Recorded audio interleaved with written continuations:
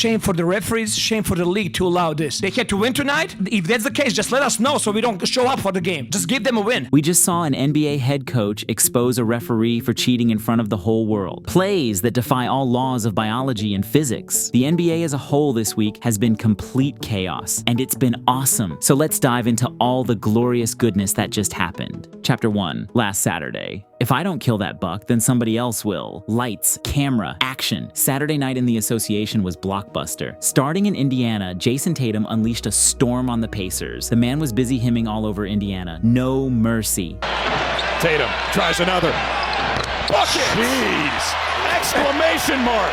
This guy can't miss! 8 threes tonight. Earlier on in the game, Naismith had decided to give Derek White Wemby nightmares at the rim. Good anticipation there, and then White gets it on his hand. You can see Naismith can get up. And speaking of nightmares, Luke Cornett had us all dead as he celebrated 2 free throws like he had just hit a game winner. And Luke calmly sinks it. First high five for Sennheiser. Well, what he was doing, I think he locked eyes with Jason Tatum. Luke's not laughing, but the whole bench is. Luke's got one of the driest senses of humor of all time. He could really be a stand-up comedian. Oh, it's so funny. Look at It's ice in the veins! Ice in the veins! He pointed to the bench. He showed him what he's made of. The Celtics' bench vibes were immaculate, even though their free throw shooting wasn't. The Celtics were collectively shooting 4 of 12, 33% at the stripe, but Luke channeled his inner Larry Bird to bring the percentage up to 44. Ice in his veins. Boston was favored by 7 and straight up dominated, winning by 17 points. However, over in Houston, Giannis was a one-man show, outscoring his starting squad by 10 points. It was Antetokounmpo against the world out there. The man needed help, but the other guys were all deer in headlights. With less than 2 minutes left in the game, Sengun decided it was as good a time as any to go deer hunting to secure the win. Sengun behind the back to Smith, the corner three! What a pass! What a timely shot! I don't know about you, but Dame in Milwaukee? Something's not right. The guy doesn't move like the Dame we knew. Maybe it's mental, maybe it's something else, but it's definitely not good. Milwaukee was favored by 7, but ended up losing by 4. But in Philly, we got a problem. Without Embiid, it was like the Sixers forgot how to offense. Lauri Markkanen took full advantage, dropping 33 points and 13 boards in just 34 minutes. The Jazz have quietly been making moves too, 7-2 in their last 9 games up until this point. Philly was favored by 6.5 points, but they ended up taking an L by 11 points. Chapter 2, Sunday night, a middle finger to Father Time. As the curtains fell on the weekend, the NBA took a wild spin into the unpredictable. Out in Golden State, the Warriors hosted a Canadian storm in the form of R.J. Barrett. Knicks fans had labeled R.J. a toxic contract. Knicks just need 2, 5 seconds remaining. Barrett brings it up. Barrett on the drive, goes inside, he throws it down! He throws it down, it's time! Just goes to show you what a change in setting and culture can do for a player. Barrett stepped up big time, dropping a season-best 37 points. Warriors fans were booing the Dubs as they headed for the exits, with 6 minutes still on the clock. Sometimes it's not the player that's the problem, sometimes it's the franchise. Steph had a nightmarish performance, shooting 2 for 14 and missing all 9 of his trays. On the bright side, after almost 2 years of waiting, Otto Porter finally got his 2022 NBA championship ring. You know, some teams just like FedEx the rings, you know, if you're not on the team anymore. The Warriors, no. We're going to wait for you to come back to the Bay. We're going to give you a moment in the sun. We're going to acknowledge what you did to contribute to that championship. But it came with a bitter taste as the Warriors took an L by 15 points. However, in the Tinseltown tussle for LA, LeBron James reminded us all why he's still a freak of nature at 39. King James threw down this insane dunk from the dotted lines over Paul George. LeBron trained down the track. Look out! Look out below! LBJ. This crowd is still buzzing. That's the greatest play a 39-year-old has ever made in NBA history. My man LeBron is out here defying Father Time, while I am pulling my hamstrings just going down the stairs. Life's just not fair, man. But it wasn't all sunshine and rainbows. Norman Powell had Clippers coach Ty Lue contemplating his life choices as he missed this game-tying 3. This is for the tie. Oh, in and out. Even I was convinced that that shot was money, but it rimmed out. The Clippers, favored by 5, ended up losing by 3. Close, but no cigar. While LeBron was having his age-defying moment, Wemby was doing his level best to carry the Spurs. On a solo mission, Wembanyama went on a 7-0 run to flip the script and give the Spurs the lead. Steph already 7 here, and he's got the steal. And Victor gonna show off for us a little bit here. But the moment he took a breather, the Spurs went back into meltdown mode. When Wemby came back into the game, he experienced the defensive black hole that is Jarrett Allen. Nearly a turnover. Wemby goes behind his back, and Allen meets him. But Jeremy Sohan there to clean up the mess. The recovery to turn and jump at the perfect time is insane. But at the end of the game, it was Victor who would come up with the game-saving block. Once the Spurs had possession, Coach Pop decided not to call a timeout to advance the ball, which led to a negative probability attempt at a game winner by Sohan. No timeout called, a tank tactic perhaps. Adam Silver, we need an investigation into San Antonio. The Cavs were favored by 10.5, but took the W by 2 points. Chapter 3, Monday night, injuries and setbacks.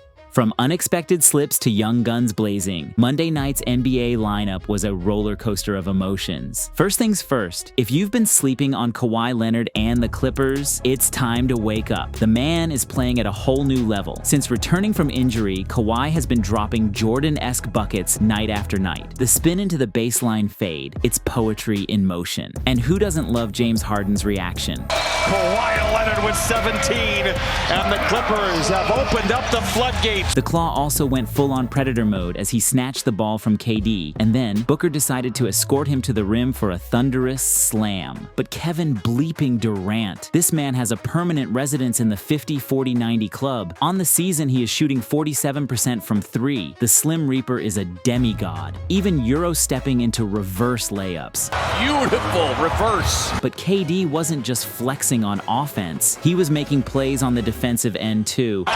Who gets blocked from behind by KD. KD got done. However, even his magic couldn't save the Suns. The Clippers were favored by 5, but took the W by a massive 27 points. Now, on a more somber note, let's talk about Tyrese Halliburton. One of the most electric young talents we have slipped on the floor and had to be carried off by his teammates. It was gut-wrenching to see a player go down like that. It is quiet here at Cambridge Fieldhouse. What was your power plant? Halliburton was the sun that the entire Pacers solar system revolved around. Prayers up for our young king. But the show must go on. While Tyrese was down, the Pacers were up, and Aaron Naismith was stealing the spotlight. With this slick cut, he got an and-one finish, and the Pacers' lead soared. Meanwhile, Luke Cornett is slowly becoming the NBA's golden child. When the Pacers' Isaiah Jackson tried to stir the pot, Cornett left him on red. No drama, just Cornett composure. Forget beef, Luke wanted high fives. I've never seen Luke Cornett get mixed up in any extracurriculars like that. But the game had a wild ending. Buddy Hield got tagged for a foul on Jaylen Brown's potential game winner. However, the Pacers challenged and the call was overturned. Buddy Hield hits the ball. Therefore, the call on the floor has been overturned to a no call. Brown's face said it all. Disbelief. The Celtics were favored by 3.5, but they took a loss by 2 points. In Milwaukee, Jordan Clarkson and Lauri Markkanen were heating up, each dropping 21 points. The Utah Jazz were low-key dominating with a 11-4 record over their last 15 to this point. Keontae George, deep, got it, bang! Giannis's triple-double was impressive, sure, but it wasn't enough to save the Bucks from their 4th loss in 5 games. Milwaukee has been allergic to one thing and one thing only: defense. The Bucks were favored by 8, but ended up losing by a whopping 16 points. However, in Memphis, the Grizzlies are having a season from hell. Ja Morant's season was cut short after playing just 9 games. Ja had a shoulder injury in training and had to get surgery to fix a labral tear. Adam Silver might have wanted him to disarm, but this wasn't what anyone had in mind. But love him or hate him, Ja brings that extra spark to the league, and Memphis games won't be the same without him. Chapter 4. Tuesday night. His name is Ben Taylor. In the aftermath of high-flying dunks and the lingering controversy of referee decisions, Tuesday night's NBA action was masterfully suspenseful. Starting in the concrete jungle of New York City, the Knicks have found their groove, and it's all thanks to OG Anunoby. They've gone 5-0 since trading for him, winning by an average of 22 points in those games. Anunoby on the wheel. The pearl would like that. New York has been cruising and rocking a cleaner rotation and a seriously upgraded defense. OG had a standout game, dropping 23 points, his highest since joining New York. The Knicks were favored by 13 and ended up taking a 28-point W against the Trailblazers. Meanwhile, in LA, we were having a great game until the fourth quarter. First up, we witnessed vintage LeBron doing LeBron things. The King casually strolled into a logo 3 with 20 seconds left on the shot clock.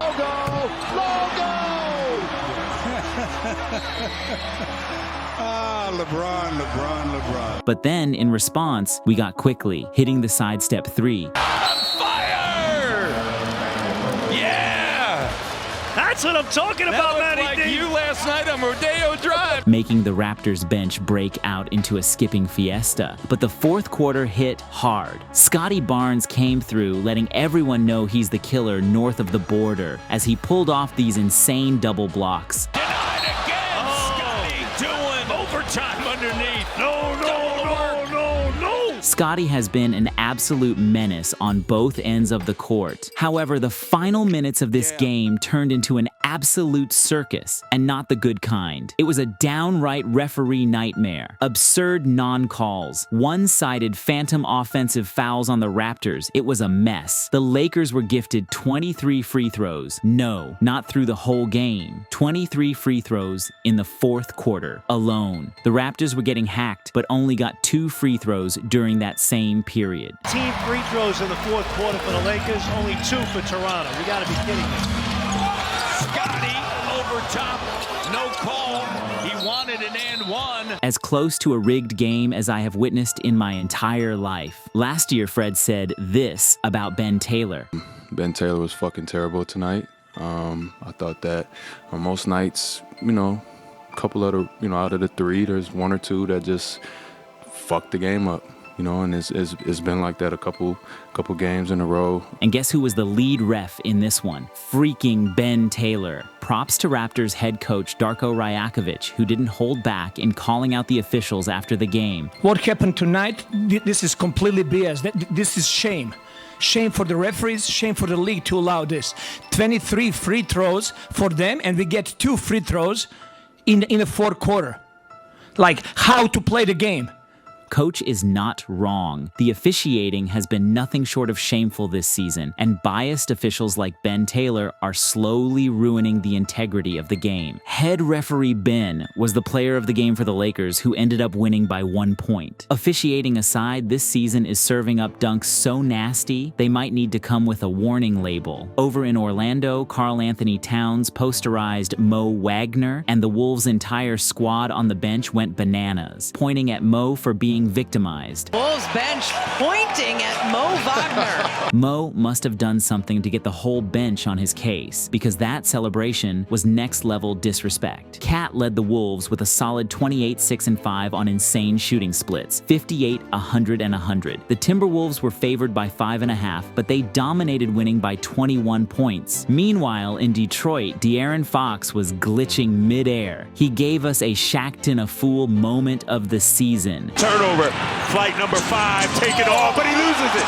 De'Aaron Fox, no moisture on the hands. Absolute madness. But on the flip side, Keegan Murray channeled his inner Curry with some deep-range magic. Step back, got him leading, got him, buckets! While Sabonis was busy notching his 9th triple-double of the season. Oh, yes, sir.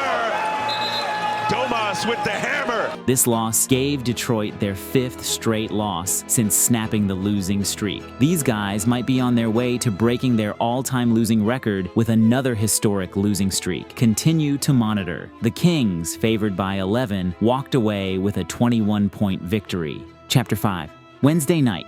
The MVP goes Super Saiyan.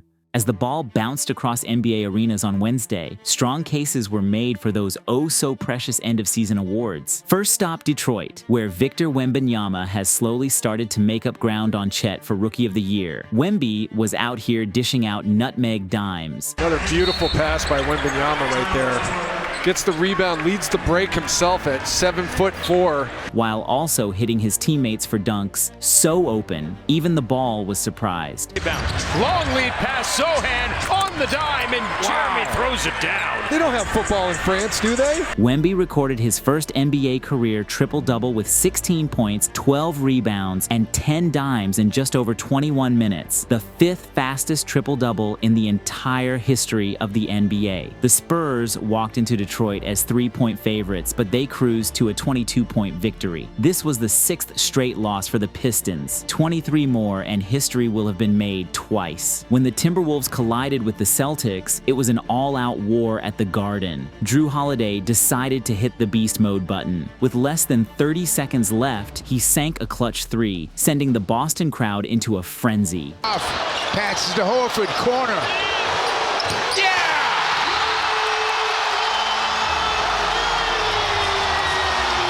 That is unbelievable Celtic basketball. But in OT, Taco J continued doing Taco J things before blowing a goodnight kiss to the opponent. Holiday, Tatum takes his time, knocks Blow a kiss to him. There you go, see ya. Knock down the big one, give him the mean mug, and kiss him goodnight. MVP vibes. It's like every year after January 1st is when Tatum starts going super Cyan. The Jays combined for 80 points, leading the Celtics to a 7-point win. After this game, the Celtics improved to being a perfect 18-0 at home this season. That is madness. Meanwhile, the finisher was putting on a show in Utah. After schooling Philly and Milwaukee on the road, the Jazz earned their 3rd win in 5 days against the defending champs. Markkanen dropped 26 points and 12 rebounds, leading the Jazz on the demolition job. It's now driving and scoring with the left hand. Great attack by Markkanen. Timeout Denver. The lead is back to 20. The Jazz were supposed to be bad this year. How on God's green earth are they doing this? 2 words, Danny Ainge. The Nuggets were favored by 6.5, but they walked away with a 13-point L. However, in San Francisco, while Podziemski was hitting jaw-dropping full-court shots just because he can, the Warriors were still unraveling. There was an eerie vibe in the air, an end of an era kind of feeling. Steph, whose face is synonymous with Dub Nation, looked downright disappointed on the bench as the Pelicans unleashed a beatdown on Golden State. It just feels like the weight of the world is on Steph Curry because of all the absences. This blowout marked the Warriors' worst defeat at home in the Steve Kerr era. Something has to give, and Steph is done being silent about it. I mean, we have a standard that's pretty evident that if things stay the same, that's the definition of insanity, right? Keep doing the same thing, expecting a different result. So the Pelicans were favored by 2.5, but they absolutely dismantled the Warriors with a 36-point beatdown. But in Atlanta, Jalen Johnson was the man of the night as he made his case for the Most Improved Player award this season. Corner to Johnson. Jalen's going to go up and dunk. And he's fouled. That helps. JJ had a career night with 25 points, 16 rebounds, and 7 assists. Less than a minute left in overtime. The kid came in clutch. Pass knocked away. A turnover for Philly. Trey working on Morris to the wing and Murray. DJ outside Jalen for 3. The man of the night, Jalen Johnson. What a shot. Atlanta was favored by 1 and ended up taking a 7-point W over the Sixers. Chapter 6. Thursday night, a night in Paris. Thursday night in the NBA was a theatrical masterpiece, including an embarrassing brawl under the Eiffel Tower. Starting off in Crypto.com Arena, we witnessed Austin Reeves having a day that could make anyone reevaluate their career choices. Beal had Reeves on skates before hitting the tough and one. Fire and hit, and Reeves will pick up a foul. I mean, this is dazzling ball handling. The man was on fire, going 8 of 10 from deep. Meanwhile, LeBron was busy threading behind the back needles through the Suns' defense. My goodness, are you kidding me? Are you kidding me? Oh, is that beautiful?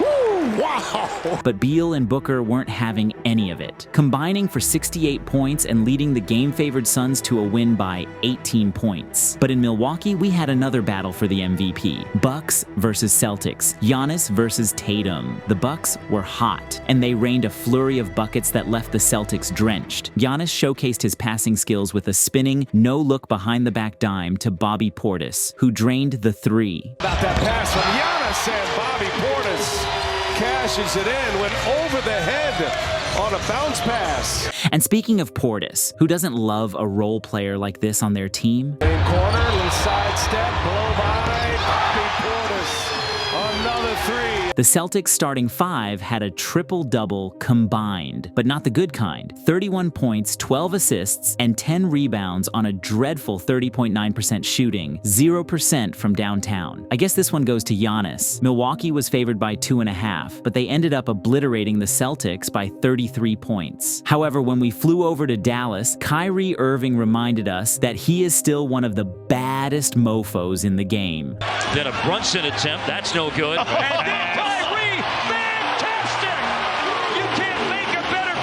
Dropping a season-high 44 points, Kyrie put the team on his back with Luka sidelined. The Knicks tried to make a comeback, but the Mavs shut it down. And at the end of the game, it was a brickfest in Texas. That's gonna fall for Hardaway.